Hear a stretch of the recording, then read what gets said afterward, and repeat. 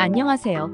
이번 강의는 캠핑장 안전관리사 교육 제3강 안전관리와 재난 대응입니다.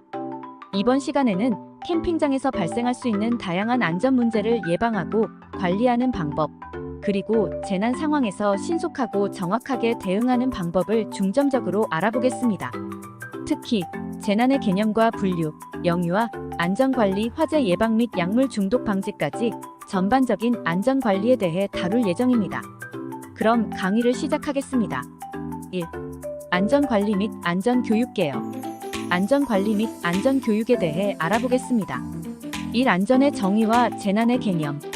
1. 안전이란 무엇인가? 안전의 사전적 정의는 위험이 생기거나 사고가 날 염려가 없이 편안하고 온전한 상태입니다.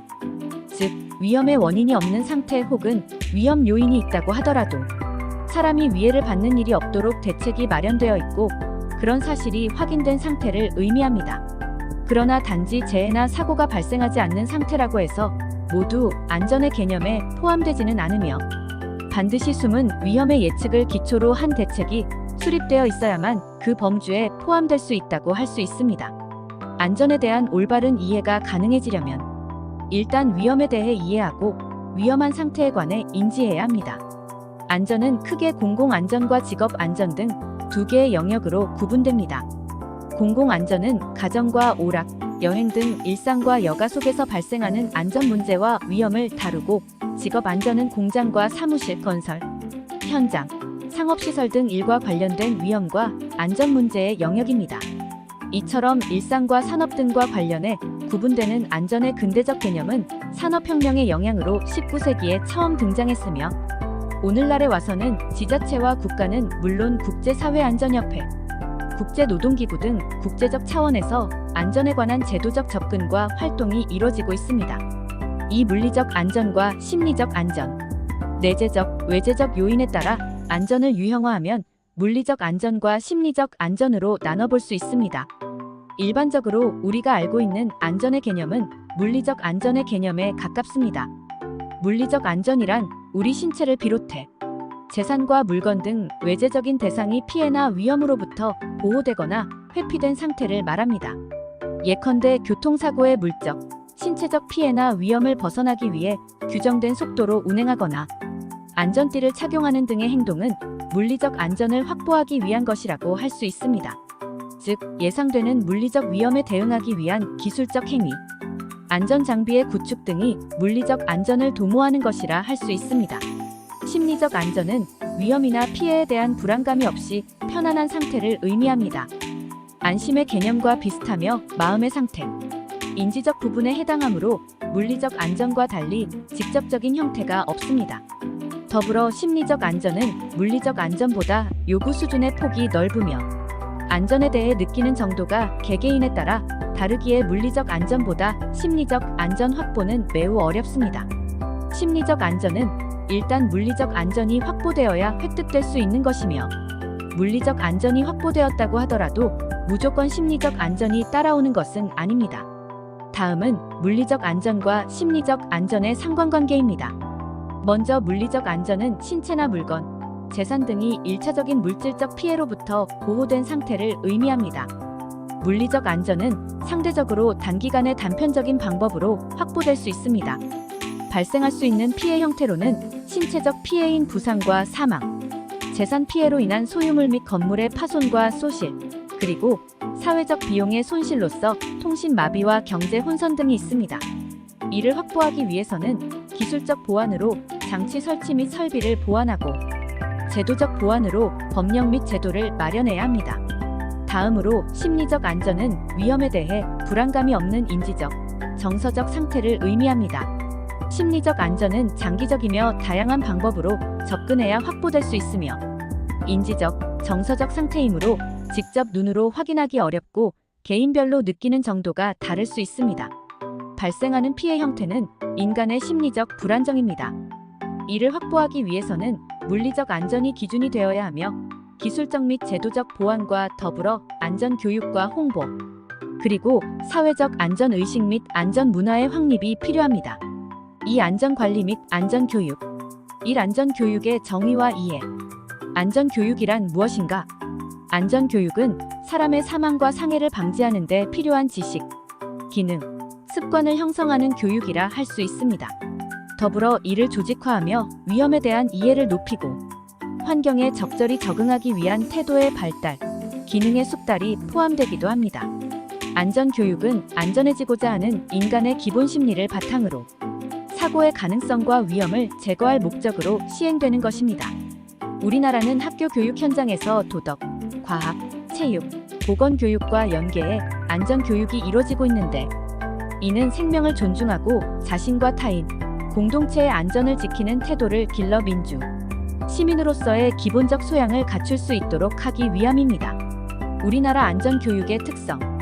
우리나라의 안전교육은 소방의 개념 아래 중점적으로 이루어져 왔습니다. 그 때문에 안전교육에서 소방이 갖는 의미는 더욱 특별하다고 할 수 있습니다. 화재를 예방하고 진압해 인명과 재산을 보호하는 일을 의미하는 소방은 원래의 개념에서 나아가 단순 화재와 재난에서 생활 안전과 관련한 전반 분야와 안전을 위한 모든 활동과 민생, 지원 활동에 이르기까지 광범위하게 확대되고 있습니다. 더불어 우리나라 소방 안전 활동은 국민의 안전을 위한 안전 홍보는 물론 교육 활동까지 꾀하며 의무소방대, 의용소방대, 한국119소년단 등 다양한 소방안전단체의 조직과 활동으로 이어지고 있습니다. 이 다양한 측면에서의 안전교육 필요성. 현실적 측면.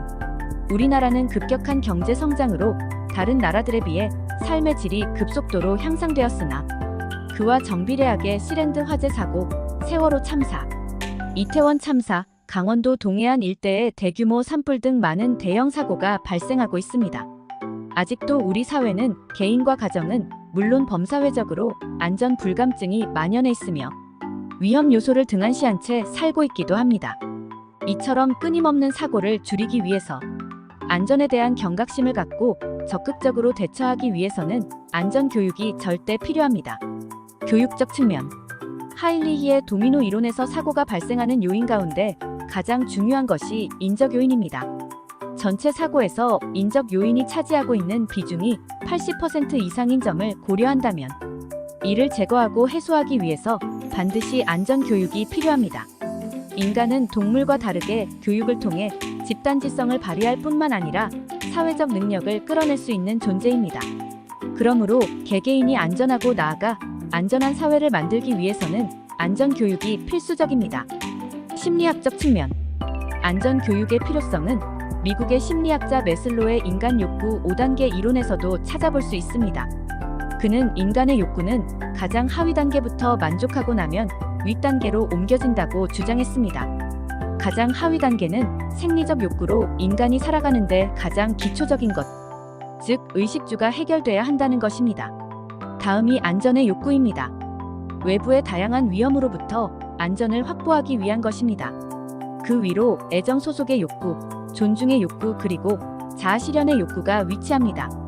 생리적 욕구 다음 단계로 기초적이고 중요한 안전의 욕구를 충족하기 위해 안전 역량을 길러주기 위한 안전교육은 꼭 필요하다고 할 수 있습니다. 안전관리와 재난해의 대응. 안전관리와 재난해의 대응에 대해 알아보겠습니다. 1. 재난의 개념과 양상. 1. 재난의 분류와 사고의 원인. 재난의 정의와 분류. 재난이란 자연적 혹은 인위적 원인으로 생활 환경이 급격하게 변화하거나 그 영향으로 인해 인간의 생명과 재산에 피해를 주는 현상으로 간단히 말하면 뜻하지 않게 생긴 불행한 변고를 이릅니다. 재난에 대한 개념과 범주는 시대에 따라 달라지는 양상을 보이며 현대 사회에 들어서는 천재지변을 뛰어넘어 각종 사고와 테러 및 전쟁으로 인한 재해까지도 포함되고 있습니다. 재난의 분류법 가운데 미국의 지역재난계획에서 주로 적용하는 아네스의 재난 분류에 따르면 재난은 자연재해와 인위재해로 구분해 볼 수 있습니다. 자연재해는 기후성 재해와 지진성 재해로, 인위재해는 사고성 재해와 계획적 재해로 세분됩니다. 첫째, 자연재해는 기후성 재해와 지진성 재해로 구분됩니다. 기후성 재해에는 태풍 등이 포함되며 지진성 재해에는 지진, 화산 폭발, 해일 등이 포함됩니다. 둘째, 인위재해는 사고성 재해와 계획적 재해로 나뉩니다. 사고성 재해에는 교통사고, 산업사고, 폭발사고, 화재사고, 생물학적 재해, 화학적 재해, 방사능 재해 등이 포함됩니다. 계획적 재해에는 폭동, 테러, 전쟁 등이 포함됩니다. 재난의 특성. 종류에 따라 재난은 다양한 특징을 나타내지만 재난의 일반적인 특징은 다음과 같은 양상을 보입니다. 다음의 특성을 고려해 재난 사고에 대한 대응책을 마련하고 안전 교육 내용에 포함해야 합니다. 재난 발생 원인은 한 가지 원인만 있는 것은 아닙니다. 재난의 피해는 상호작용으로 인해 연쇄적으로 모든 피해자에게 영향을 미칩니다. 장소와 시간, 기술, 환경 등 요소에 따라 재난 발생 빈도와 피해 규모가 다릅니다. 꾸준한 관리와 교육이 이뤄지면 상당 부분을 예방할 수 있습니다. 재난 발생의 가능성과 상황 변화는 예측하기 어렵고 매우 복잡한 양상을 보입니다.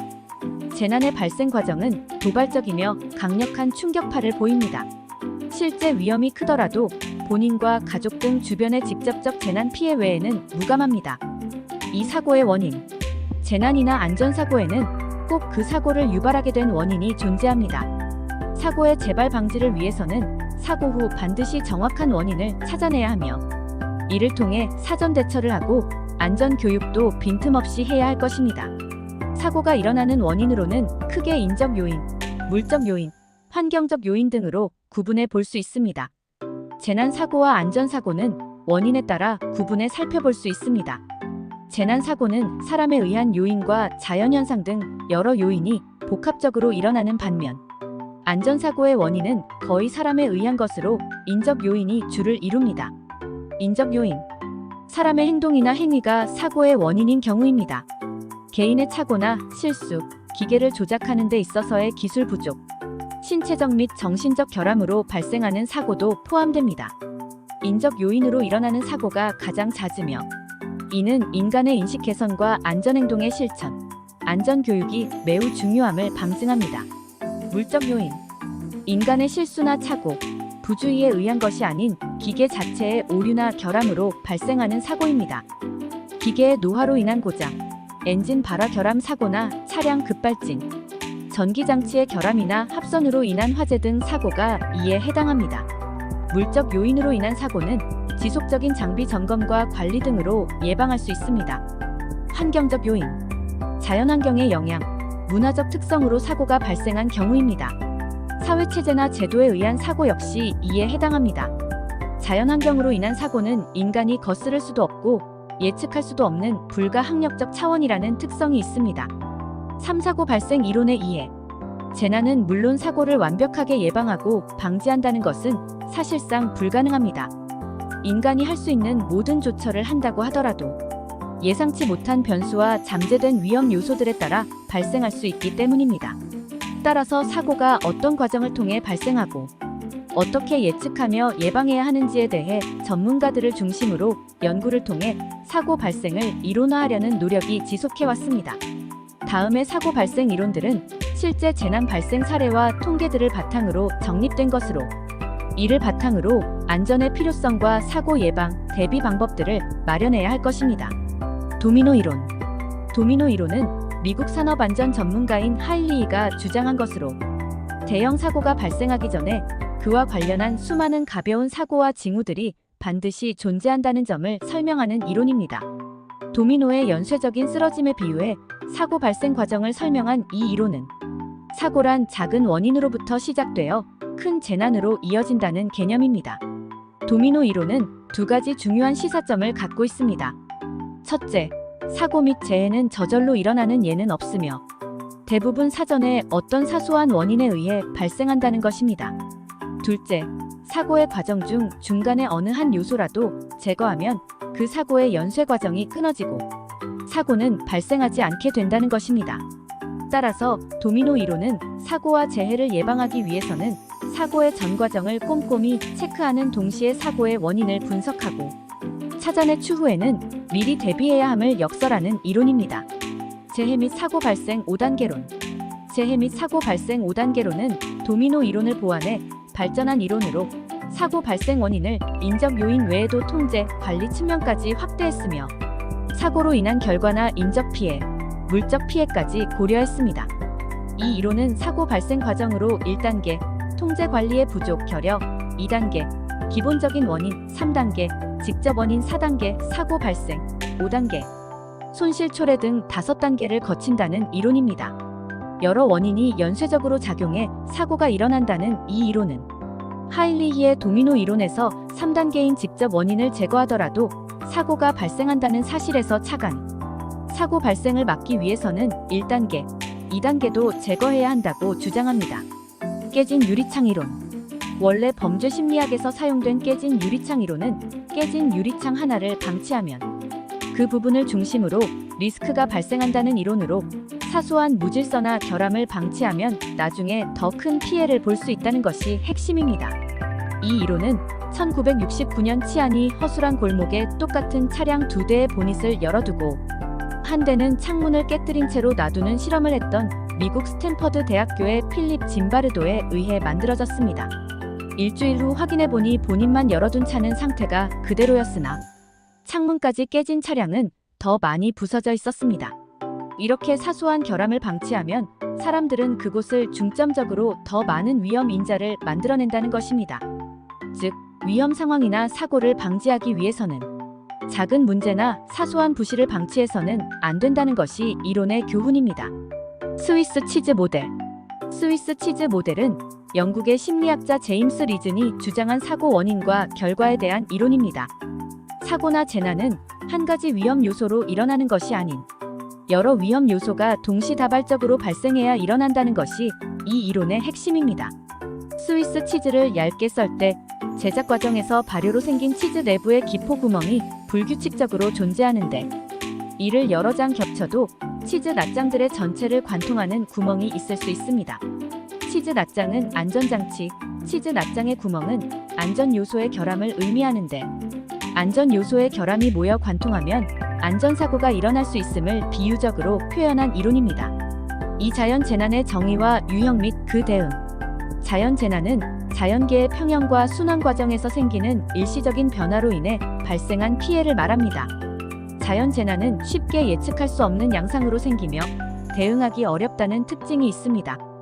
최근에는 미세먼지 등 인간의 과학기술과 물질 문명 발달의 부작용으로 인해 생기는 부수적 자연 재난도 빈번히 발생하고 있어 이에 대한 대처도 매우 중요해지는 상황입니다.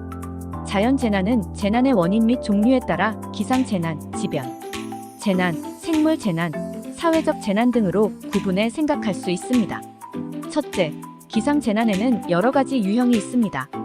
태풍 및 홍수 등으로 인한 풍수해, 폭설로 인한 설해, 예상치 못한 서리로 인한 농산물 피해, 오래된 가뭄으로 인한 한해가 포함됩니다. 또한 바닷물이 육지를 덮쳐 피해를 주는 해일과 그 외 우박, 안개, 번개, 낙뢰, 천둥, 파도, 황사 등 다양한 자연재해가 기상재난에 속합니다. 둘째, 지변재난에는 지진, 화산 폭발, 산사태가 있습니다. 이러한 재난은 지구의 내부 변동으로 발생하는 재해로 자연환경과 인류에 큰 영향을 미칠 수 있습니다. 셋째, 생물재난은 병충해, 전염병 및 감염병, 특정 지역의 풍토병 등을 포함합니다. 이러한 재난은 주로 생물학적 요인에 의해 발생하며 인간과 자연 모두에게 큰 피해를 줄 수 있습니다. 마지막으로 사회적 재난에는 미세먼지, 초미세먼지 등이 포함됩니다. 이러한 재난은 주로 인간의 활동에 의해 발생하는 것으로 공기 오염을 통해 건강에 해를 끼칠 수 있습니다. 1. 태풍. 태풍의 정의. 열대성 저기압으로도 불리는 태풍은 북태평양 남서부에서 발생해 아시아 대륙 동부로 불어오며 중심부 최대 풍속이 1초당 17m 이상인 폭풍우를 동반한 기상현상을 뜻합니다. 태풍은 적도와 극지방 등 두 지역에서 열적 불균형이 발생해 생깁니다. 보통 태풍은 7월에서 9월 무렵에 우리나라에 상륙하며 따뜻한 공기가 바다로부터 수증기를 공급받으면서 수분이 증가하고 저위도에서 고위도로 이동하며 강한 비바람을 일으킵니다. 태풍 발생 시 행동 요령. 태풍이 오기 전에는 태풍의 진로와 도달 시간을 파악해 대비책을 마련합니다. 위험 지역에 거주하는 이들은 안전한 장소로 이동하며 야영객은 피신합니다. 외출을 자제하고 비상시를 대비해 응급용품을 준비합니다. 태풍특보가 발효하면 가족 간 안전을 확인하고 위험 정보를 공유합니다. 건물 출입문과 창문은 닫아 파손되지 않게 하고 가스를 차단해 누출로 인한 2차 피해를 막습니다. 건물에 누출된 전기 기설은 만지지 않습니다. 태풍이 지나간 후 침수된 도로나 교량, 교통시설은 이용하지 않고 고립된 경우 무리하게 물을 건너지 말고 119에 신고합니다. 침수된 물과 음식은 먹지 않고 침수주택은 가스, 전기 등 설비에 대한 점검을 시행합니다. 태풍 피해 현장. 이 한파의 정의와 원인. 한파란 겨울철 갑작스럽게 저온의 한랭기단이 위도가 낮은 따뜻한 지방으로 내려와 급격하게 기온이 하강하는 현상을 말합니다. 한파로 인해 저체온증, 동상 및 동창 등의 질환을 유발할 수 있습니다. 한파가 발생하게 되는 이유는 춥고 건조한 시베리아, 고기압이 중국 남부 지역까지 확장함으로써 급속히 한반도의 기온을 떨어뜨리게 되는 것이 원인입니다. 최근 들어 한파가 더 빈번히 일어나고 강해지는 것은 지구온난화 때문입니다. 한파 행동 요령. 한파가 발생하면 야외 활동은 자제하고 수도 계량기와 수도관, 보일러 배관 등을 보온재로 감싸야 합니다. 부득이하게 외출할 때 얼굴, 목, 손 등 노출 부분의 보온에 신경을 써야 합니다. 3대설. 대설의 정의와 원인. 일상적으로 내리는 눈과는 다르게 짧은 시간에 다량의 눈이 내리는 것으로 시간당 1에서 3cm 이상 또는 하루에 5에서 20cm 이상의 눈이 내리는 기온 현상입니다. 24시간 기준으로 5cm 이상 적설량이 예상될 때 대설주의보를, 20cm 이상이 예상될 때는 대설경보가 내려집니다. 이처럼 큰 눈이 내리는 이유는 여러 가지가 있지만 대설의 대부분은 기단이 이동하며 온도 차, 기압 차가 발생하기 때문입니다. 대설 시 행동 요령. 대설이 예보되면 눈사태 위험 지역과 노후주택 등 붕괴 위험이 있는 건물에 거주하면 미리 안전한 장소로 대피해야 하며 집 앞의 눈은 미리미리 치웁니다. 농촌 지역에서는 사용하지 않는 비닐하우스의 비닐을 정리해 붕괴를 예방하며 공장 등의 가설 패널은 무게에 취약하므로 미리 치워둡니다. 대설로 인한 피해. 사황사. 황사의 정의와 발원지. 황사는 아시아 대륙 중심부에 있는 사막과 고원지대의 작은 먼지들이 강한 바람을 타고 우리나라의 상공으로 날아와 떨어지는 현상입니다. 주로 봄에 자주 발생하지만 대륙 부근에서 강한 저기압이 형성되는 겨울에도 구름 속 눈의 형태로 황사가 나타나기도 합니다. 우리나라에 영향을 미치는 황사는 몽골과 중국 사이 건조지대와 고비사막, 황하 중류의 내몽골고원, 만주의 커얼친 사막 등에서 발생합니다.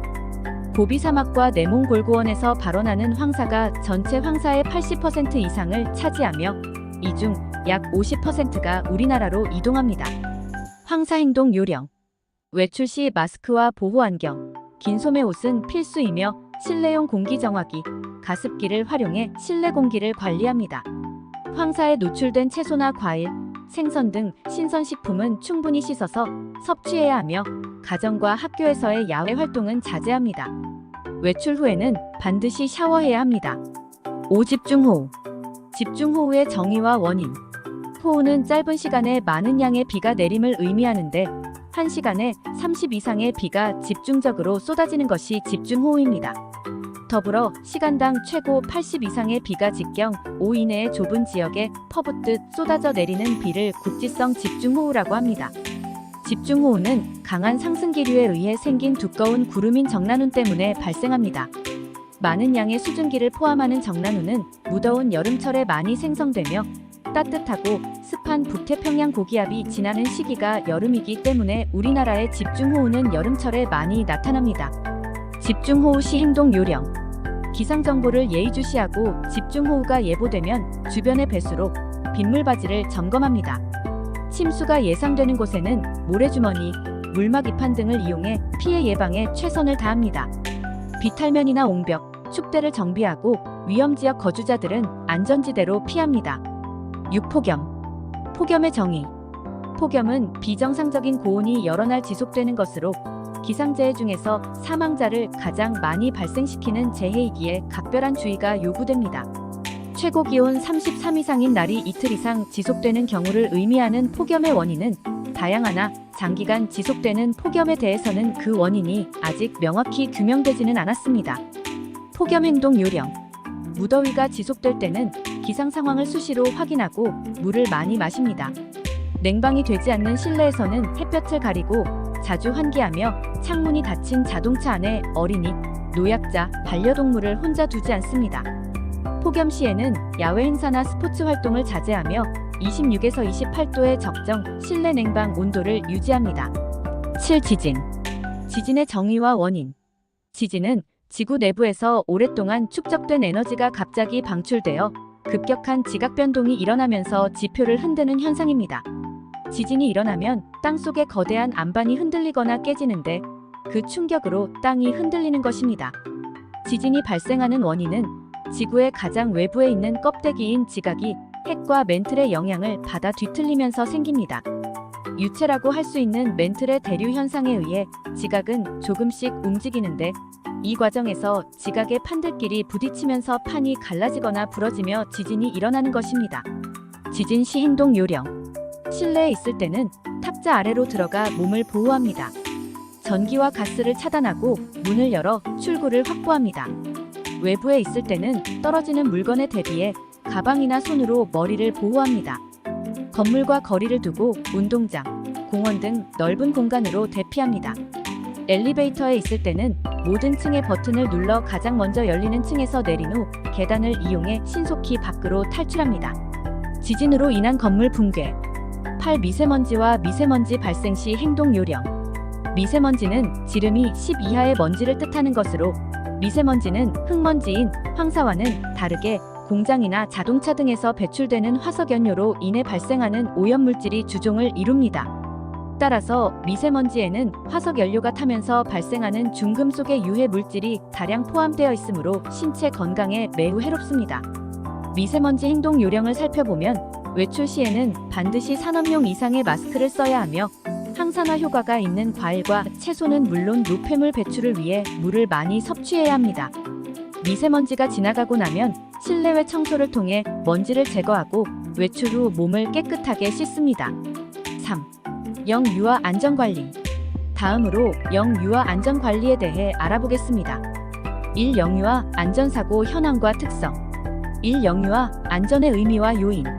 영유아 안전은 1차적으로 신체적 상해가 없이 건강하게 보호하는 것을 의미하지만 신체적 상해로부터의 보호는 물론 정신적, 정서적 안전과 행복한 삶을 영위하는 데까지 그 의미가 확장됩니다. 영유아의 안전은 성인이 되기까지 행복하고 건강하게 성장하고 발달하는 데 기본적인 조건이 됩니다. 영유아는 심신이 건강하고 안정되어야 주변 환경을 활발하게 탐색하고 놀이하며 타인과 긍정적 관계를 형성해 나갈 수 있습니다. 영유아가 건강하고 안전하게 생활할 수 있도록 보장하는 것은 영유아의 기본적 권리와 삶의 질을 보장하는 필수 요건입니다. 특히 캠프장은 영유아를 동반한 가족 단위 야영객이 많으므로 영유아 안전에 온 힘을 다해야 합니다. 영유아의 안전 관련 요인으로는 물리적 환경 요인, 인적 환경 요인, 사회적 환경 요인 등이 있습니다. 물리적 환경 요인. 영유아가 주로 활동하는 가정, 영유아 교육기관, 야영장 등에서의 놀이기구, 실외시설 및 설비, 구조물 등의 관리가 부실하거나 안전수칙을 지키지 않아 일어날 수 있습니다.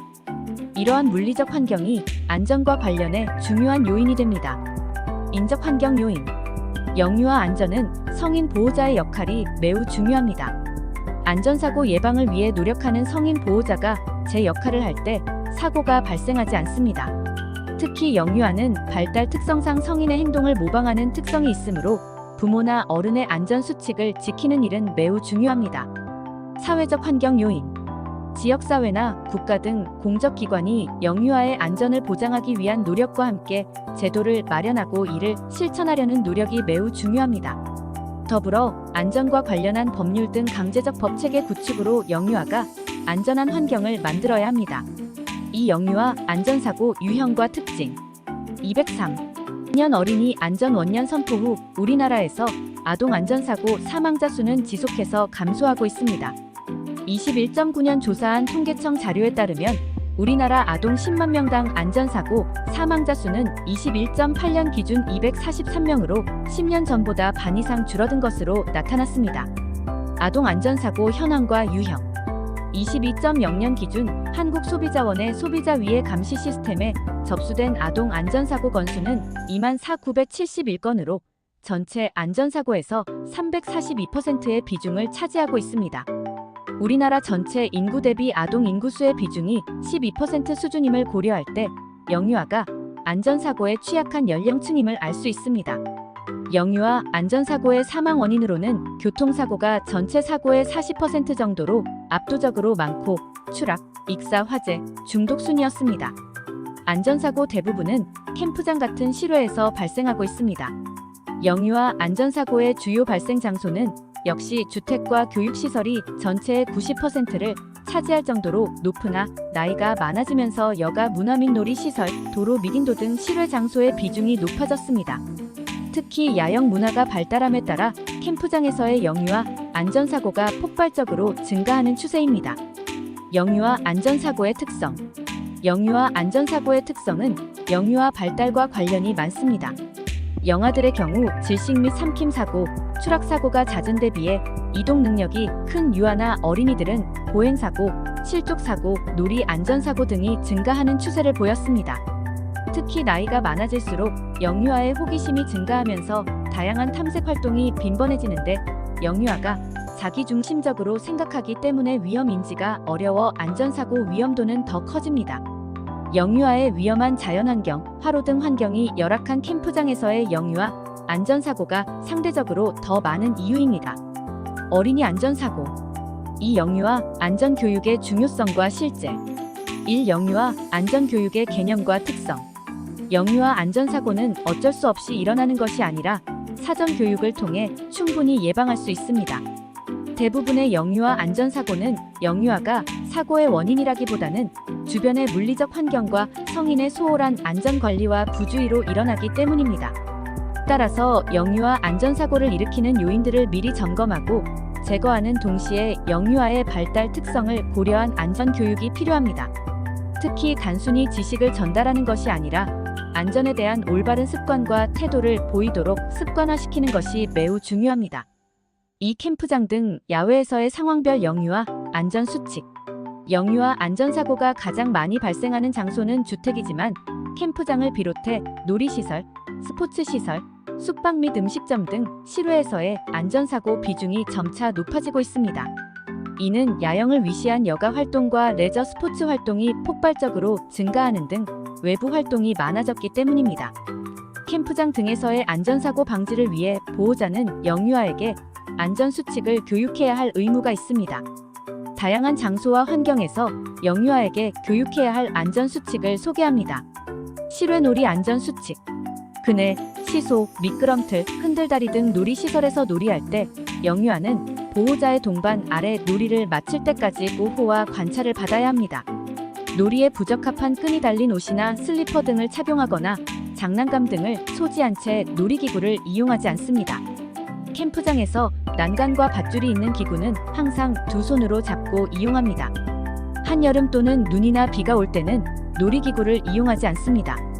놀이시설이나 캠프장 놀이기구에 위험한 물건이 있거나 위험한 상황이 발생했을 때는 놀이를 중단하고 즉시 도움을 요청합니다. 물놀이 안전수칙. 물놀이하기 전 준비운동을 하고 영유아는 반드시 구명조끼를 착용합니다. 물에 들어갈 때는 심장에서부터 먼 부분부터 들어갑니다. 장시간 수영하거나 호수, 강 등에서 혼자 물놀이하지 않습니다. 물놀이 도중 몸에 소름이 돋고 떨리거나 입술이 파랗게 되면 즉시 물놀이를 중단하고 옷이나 수건으로 몸을 따뜻하게 감싸 체온을 유지합니다. 계곡에서 물놀이 시 날카로운 바위나 자갈에 발을 다칠 수 있으므로 샌들을 신습니다. 물이 깊지 않아도 물살이 세면 휩쓸려 떠내려갈 수도 있으므로 주의합니다. 물놀이 시 영유아는 반드시 보호자와 함께합니다. 스포츠 기구 놀이 안전 수칙. 캠프장의 스포츠 시설을 이용할 때는 반드시 보호자와 함께합니다. 야영장에서 자전거, 인라인 스케이트, 바퀴 운동화를 탈 때는 지정된 장소에서 타며 보호자가 동행합니다. 넘어질 때 반사적으로 손을 뻗어 상처를 입는 경우가 많으므로 손목 및 발목 보호대를 착용합니다. 영유아 미끄럼틀 사고. 4. 화재 예방 및 용품 사용 요령. 다음으로 화재 예방 및 용품 사용 요령에 대해 알아보겠습니다. 1연소의 정의와 요소. 1연소의 정의. 어떤 물질이 불이 나며 빛을 내는 현상을 말하는 연소는 가연물이 점화원과 접촉해 산소와 결합하는 화학적 산화 반응입니다. 가연성 물질은 주위 압력과 물질 고유의 발화 온도에 이르렀을 때 연소가 시작됩니다. 연소는 반응물의 총 열에너지와 생성물의 총 열에너지 사이에 평형을 이루면 끝납니다. 연소의 3요소는 가연물, 점화원, 산소 공급원이며 여기에 연쇄 반응을 더하면 연소의 4요소가 됩니다. 이 가연물이란 연소가 가능한 물질을 이릅니다. 가연물의 종류와 특성에 따라 연소가 이루어지는 정도가 결정되는데 가연물이 산소와 친화력이 클수록 그리고 발열량이 많을수록 연소가 더 활발해집니다. 또한 표면적과 열 축적률이 높을수록 연소가 활발하게 진행됩니다. 반대로 열전 도도가 낮고 불이 나기까지 필요한 점화 에너지가 작을수록 연소는 쉽게 일어나지 않습니다. 3. 산소 공급원. 산소 공급원은 산소를 함유하고 있는 물질이나 산소 공급을 원활하게 하는 현상 등을 말합니다. 공기 중에는 다양한 기체들이 포함되어 있는데 그 가운데 연소에 도움이 되는 산소는 약 21%를 점하고 있습니다. 산소는 연소 과정에서 필수적인 요소이므로 산소가 억제되면 연소는 일어나지 않습니다. 공기 중 산소 비중을 15% 이하로 억제할 경우 이른바 질식 소화가 일어나므로 화재 발생 시 두꺼운 이불을 덮는 등의 행위로 공기를 차단합니다. 이산화탄소 소화기는 이러한 원리를 이용한 것입니다. 사점화원. 점화원은 불을 붙이거나 켜게 만드는 원인 혹은 그러한 물질을 이릅니다. 가연물이 산소를 만나 연소 반응을 할 수 있게 해주는 불씨, 스파크 등이 그것입니다. 연소가 시작되게 만드는 점화원은 다양한 형태로 존재합니다. 전열기구 등 인위적으로 만든 점화원만 있는 게 아니기 때문에 안전교육을 통해 다양한 상황들이 점화원이 될 수 있고 이로 인해 화재가 발생할 수 있음을 인지시켜야 합니다. 이 화재의 유형과 예방. 화재는 불에 의한 재난을 의미하며 인간의 의도에 반해 혹은 방화 때문에 발생 또는 확대된 연소 현상이나 화학적 폭발을 말합니다. 화재의 원인으로는 사람의 부주의나 실수, 관리 소홀로 발생하는 실화와 사람이 고의성을 갖고 건조물이나 기타 물건을 태워버리는 행위인 방화로 크게 구분합니다. 소방방재청의 통계에 따르면 전체 화재 가운데 실화가 전체의 47%로 가장 높은 비중을 보였고 누전과 합선 등 전기 및 기계적 요인이 34%, 방화가 4%, 그 외에 기타 요인이 15%의 비중을 보였습니다. 화재의 특성으로는 언제 일어날지 모르는 우발성 화재가 발생할 때 기하급수적으로 빠르게 번지는 확산성, 어느 곳으로 번질지 모르는 불안정성 등이 있습니다. 1. 화재의 분류와 예방법. 화재를 분류하는 방법은 여러 가지가 있습니다. 화재 대상물을 기준으로 했을 때는 건축물 화재, 차량 화재, 임야 화재 등으로 구분해 볼 수 있습니다. 그런데 화재의 급수를 나눠 소화의 적응성에 따라 분류하기도 하는데 이 방식으로 소화 원리 및 소화기 사용을 구분하기 때문에 매우 유용하게 분류하는 방식입니다. 다음은 화재 분류 및 표시 방법입니다. A급, 목재, 섬유, 고무, 합성수지 등 일반 가연물이 원인이 되는 화재입니다. 가장 흔한 화재 유형으로 피해액이 큽니다. 소화기의 표시 색상은 백색입니다. B급, 인화성 액체, 1종 가연물, 2종 가연물, 페인트 등의 화재입니다. 이러한 화재에 적합한 소화기는 황색으로 표시됩니다. C급, 전류가 흐르는 전기 설비에서 발생하는 화재입니다. 이러한 화재에 사용되는 소화기는 청색으로 표시됩니다. D급, 나트륨, 칼슘, 마그네슘 같은 가연성 금속이 연소하여 발생하는 화재입니다. D급 화재에 적합한 소화기는 해외에서는 무색으로 표시되지만 국내에서는 규정이 없습니다. E급, LPG, 도시가스 등의 가연성 가스가 원인이 되는 화재입니다. 이에 적합한 소화기는 황색으로 표시됩니다. K급, 식용유 등으로 주방에서 발생하는 화재입니다. 국제적으로 K급으로 분류되지만 국내에서는 B급으로 간주합니다. 소화기의 표시 색상은 따로 정해져 있지 않습니다. 다음은 화재의 유형과 그에 따른 예방 요령입니다. 일반 화재. 일반 화재의 유형. 일반 화재는 우리 일상생활에서 사용하고 있는 일반 가연물로 인한 화재를 말합니다. 캠프장에서는 모닥불로 인한 화재, 담뱃불 화재, 폭죽으로 인한 화재와 불장난 등 기타 요인으로 인한 화재가 있습니다. 일반 화재 예방 요령. 캠프장에서 일어나는 일반 화재를 예방하려면 지정된 장소에서 모닥불을 피우고 취사 시 늘 화재에 주의를 기울여야 합니다. 특히 화목 보일러는 연료 투입구, 연통 및 굴뚝 연결부의 상태를 주의 깊게 관찰하고 관리해야 합니다. 전기화재. 전기화재의 원인과 특성. 전기화재의 주요 원인은 전선의 합선 또는 단락, 누전입니다. 더불어 허용 전류 이상이 흐르는 과전류, 규격 미달의 전선, 전열기구의 과열이나 접촉 불량 등의 원인으로 화재가 발생합니다. 전기화재 예방 요령. 누전 차단기를 반드시 설치하고 노후 배선은 교체합니다. 과전류 발생 시 전기를 차단하는 퓨즈나 차단기를 설치합니다. 전기담요 등은 밟거나 접어서 사용하면 위험하므로 주의해야 하며 문어발식 콘센트 사용을 자제합니다. 유류화재. 유류화재 원인과 특성. 유류화재는 휘발유, 석유 등 인화성 물질로 인한 화재를 말하며 불이 붙는 순간 순식간에 확대되어 위험성이 대단히 높습니다. 유류화재는 특히 캠프장에서 빈번히 일어나는 화재로 튀김 요리 중 식용유 등이 가열되었을 때 물을 뿌릴 경우, 난로에 기름을 넣을 때 유증기가 발생해 불이 붙는 경우, 모닥불의 원활한 연소와 화력을 키우기 위해 유류를 사용할 경우 자주 발생합니다. 유류화재 예방 요령. 휘발유 등 인화 물질은 용도에 맞게 주의해 사용하며 유류 저장소는 환기가 잘 되도록 관리합니다. 금유할 때는 반드시 실외에서 하고 난로는 연소 상태에서 주유하거나 이동하지 않습니다. 난로 등 화기 주변에는 소화기나 모래를 준비해 유아 시 사용할 수 있도록 하고 어린이나 노약자가 유류를 취급하지 않도록 합니다. 가스화재. 가스별 특성과 가스화재의 원인. 가스화재를 일으키는 가스에는 프로판과 부탄이 주성분인 액화석 유가스와 메탄이 주성분인 액화천연가스, 도시가스 등이 있습니다. LPG는 공기보다 5에서 2배 정도 무거워 누출되면 바닥에 깔리며 마늘 썩는 냄새가 납니다. LNG는 공기보다 가벼워 누설되면 높은 곳에 체류합니다. 도시가스는 LNG, LPG, 납사 등을 주원료로 파이프라인을 통해 가정에 공급되며 현재 천연가스와 LPG의 공기를 혼합한 것을 주로 사용하고 있습니다. 가스 화재는 주로 점화 미확인으로 인한 누설 폭발, 가스 사용 중 장기간 자리 비움으로 인한 화재, 인화성 물질의 동시 사용과 점화 장치 조작, 미숙 등 원인으로 인한 화재, 휴대용 부탄가스 과열로 인한 폭발 화재가 발생합니다. 가스 화재 예방 요령. 가스 사용 전 가스가 새는 곳이 없는지 냄새로 확인하며 사용 중인 가스레인지나 부탄가스 주변에는 가연물을 가까이 두지 않습니다. 연소 시에는 파란 불꽃이 나도록 조절하며 사용 후에는 반드시 점화 장치와 중간 밸브를 잠급니다. 이 화재 발생 시 행동 요령. 화재는 우리 주변에서 흔하게 접하게 되는 재난 중의 하나로 주된 원인은 사람들의 부주의와 방심에 의한 것입니다. 사전 예방과 주의 깊은 점검을 통해 충분히 예방할 수 있으나 화재가 발생 시에는 큰 피해를 볼 수 있으므로 행동 요령을 숙지해야 합니다. 화재 경보가 울릴 때 행동 요령.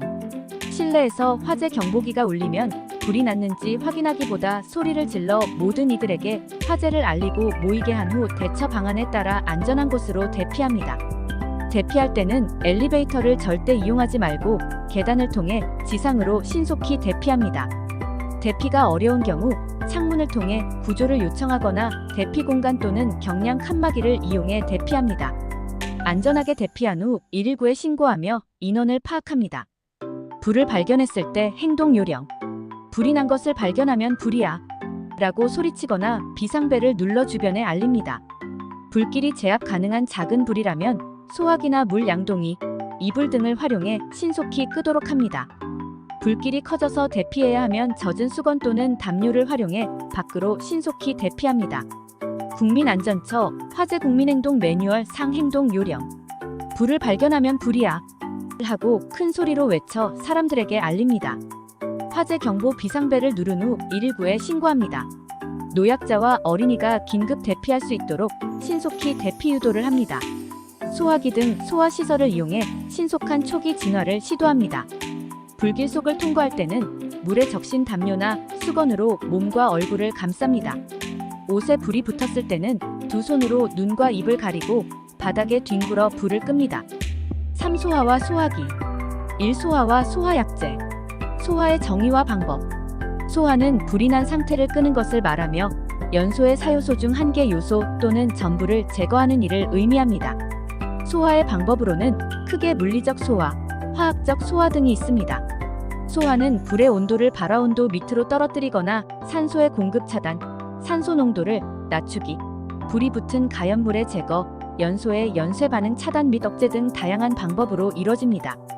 다음은 소화의 방법입니다. 첫째, 물리적 소화 방법에는 질식 소화, 냉각 소화, 제거 소화가 있습니다. 질식 소화는 가연물이 연소하는 데 필요한 산소 공급을 차단하여 소화하는 방법이고, 냉각 소화는 불타고 있는 연소물에 소화제를 뿌려 화염의 온도를 발화점 이하로 낮춰 소화하는 방법입니다. 제거 소화는 가연 물질을 움직여 연소를 방지하거나 제거해 연소를 멈추게 해 소화하는 방법입니다. 둘째, 화학적 소화 방법에는 부촉매 소화와 유화 소화가 있습니다. 부촉매 소화는 할로겐, 화합물 등 부촉매를 통해 연소의 연쇄 반응을 차단하거나 억제해 소화하는 방법이고, 유화 소화는 중유화제에서 물을 안개처럼 뿌리거나 무상으로 모든 유류화제에서 소화약제를 뿌려 유류 표면에 유화층이 형성되어 공기의 공급을 차단하는 소화 방법입니다. 셋째, 기타 소화 방법에는 회석 소화, 피복 소화, 탈수 소화가 있습니다. 회석 소화는 알코올류, 에테르류와 같은 수용성 가연성 액체 화제에 많은 물을 뿌려 농도를 묽게하여 연소 농도 이하로 만들어 소화하는 방법이고, 피복 소화는 공기보다 무거운 이나탄소 소화 약제를 활용, 가연물을 덮음으로써 산소의 공급을 차단하는 소화 방법입니다. 탈수 소화는 가연물로부터 수분을 빼앗아 계속적인 연소 반응이 일어나지 못하게 하는 소화 방법입니다. 소화 약제의 조건과 분류, 화제의 종류에 따라 적합한 소화 방법을 사용해야 불을 확실하게 제압할 수 있습니다. 더불어 소화에 필요한 소화 약제들도 성분이 다양하며 약제의 모양에 따라 다양한 소화기와 소화 설비 용품이 존재합니다. 따라서 다양한 소화 약제의 종류와 특성을 이해하고 선별해 사용할 수 있어야 합니다. 소화 약제는 연소의 사요소 중 한 가지 이상을 제거할 수 있어야 하며 가격이 저렴하고 저장 시 안정적이어야 합니다. 더불어 인체에 유해한 성분이 없고 환경 오염이 적어야 합니다. 소화 약제로는 가장 효과적으로 화재를 제압할 수 있는 물을 비롯해 포, 이산화탄소, 할로겐 화합물, 분말 소화 약제 등이 있습니다. 물은 저렴하고 얻기 쉬우며 비열과 자멸이 커서 가장 일반적으로 활용되는 소화 약제입니다. 분말 소화 약제는 소화기에 질소, 탄산과 함께 넣어져 사용됩니다.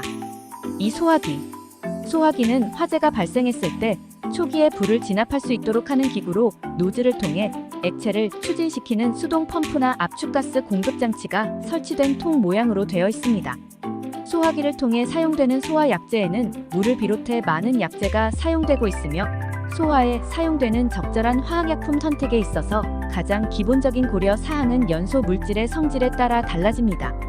소화기의 중요성. 소화기는 초기 화재 진압의 필수적인 도구로 각 가정은 물론 캠프장 등 다양한 곳에서 반드시 갖춰야 할 필수품입니다.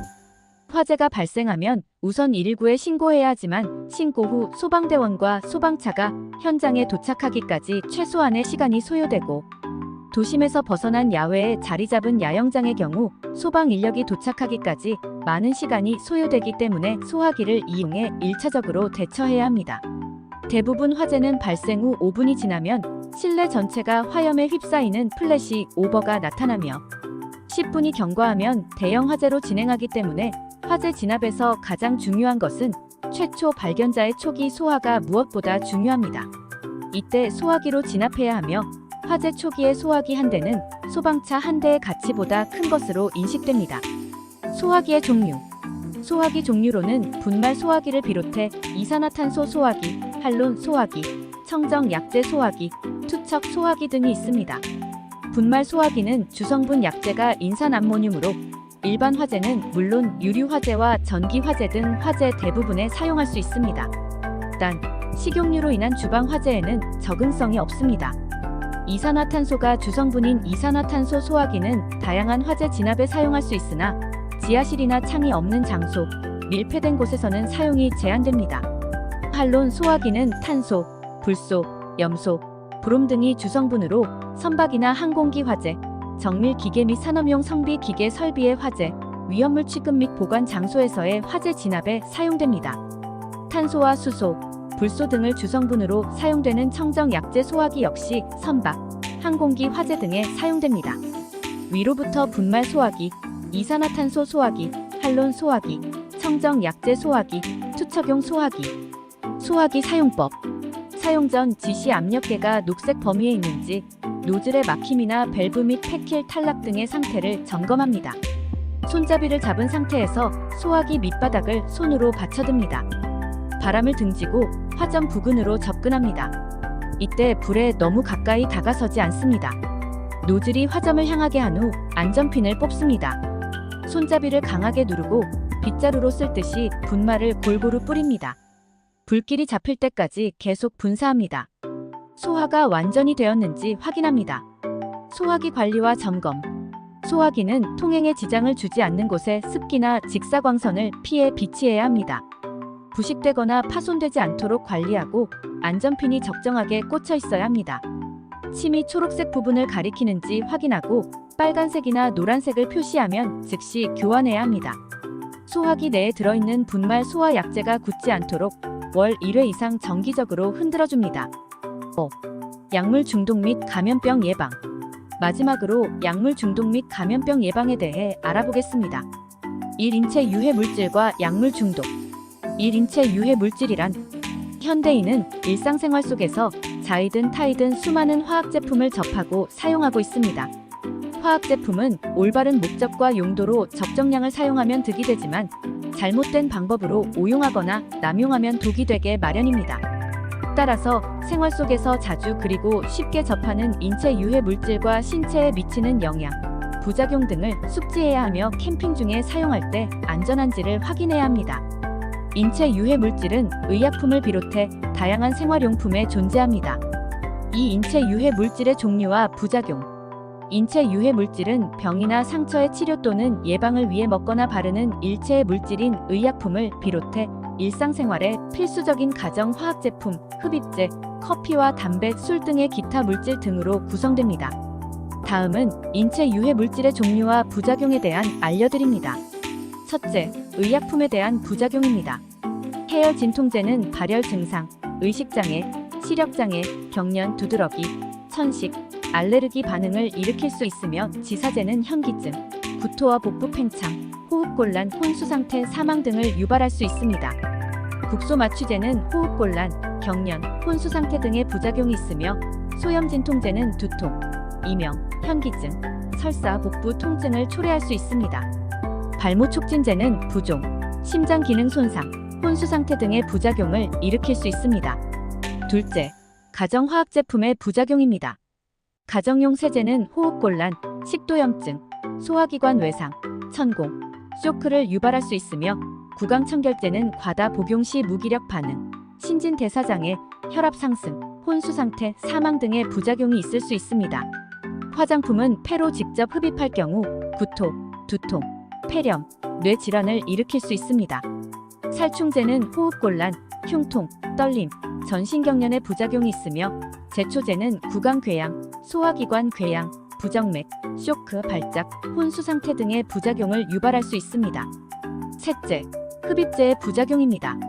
본드, 부탄가스, 아세톤 등은 호흡마비, 저산소혈증, 신경세포 손상, 폐부종, 실신, 화상, 환각 증상으로 인한 2차 사고 및 사망을 일으킬 수 있습니다. 넷째, 커피, 담배, 술 등의 부작용입니다. 커피는 불면증, 가슴 두근거림, 불안, 소화기 장애, 빈혈, 이뇨작용 등을 유발할 수 있으며 담배는 니코틴 중독을 일으킬 수 있습니다. 술은 만성 간염, 간경변, 췌장염, 간암, 식도암, 결장암 등을 유발할 수 있습니다. 2. 감염병과 예방. 1. 감염병 정의와 전파 경로. 인간의 신체가 균이나 바이러스와 같은 병원체에 감염되었을 때 우리 몸에서 항상 증상이 나타나는 것은 아닙니다. 그러나 열이나 설사 등의 형태로 임상 증상이 명백하게 나타나는 질환을 감염병이라고 합니다. 감염병 중에서도 감염병의 예방 및 관리에 관한 법률 제2조에서 규정하고 있는 감염병을 법정 감염병이라고 합니다. 2022년 6월 현재 법정 감염병은 제1급에서 제4급까지 총 87종으로 구분됩니다.